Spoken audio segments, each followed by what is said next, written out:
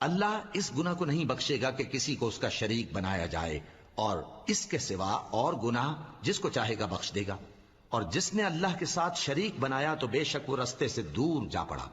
یہ لوگ اللہ کے سوا جو پرستش کرتے ہیں تو کچھ دیویوں کی، اور پکارتے بھی ہیں تو شیطان سرکشی کو، جس پر اللہ نے لعنت کی ہے، اور وہ اللہ سے کہنے لگا میں تیرے بندوں سے غیر اللہ کی نیاز دلوا کر مال کا ایک مقرر حصہ لے لیا کروں گا، اور ان کو گمراہ کرتا اور انہیں امیدیں دلاتا رہوں گا، اور یہ سکھاتا رہوں گا کہ جانوروں کے کان چیرتے رہیں، اور انہیں سمجھاتا رہوں گا، تو وہ اللہ کی بنائی ہوئی صورتوں کو بگاڑتے رہیں گے۔ اور جس شخص نے اللہ کو چھوڑ کر شیطان کو دوست بنایا وہ صاف صاف گھاٹے میں رہا۔ وہ ان کو وعدے دیتا ہے اور امیدیں دلاتا ہے، اور جو کچھ شیطان انہیں وعدے دیتا ہے وہ دھوکہ ہی دھوکہ ہے۔ ایسے لوگوں کا ٹھکانہ جہنم ہے، اور وہ وہاں سے کوئی راہ فرار نہیں پا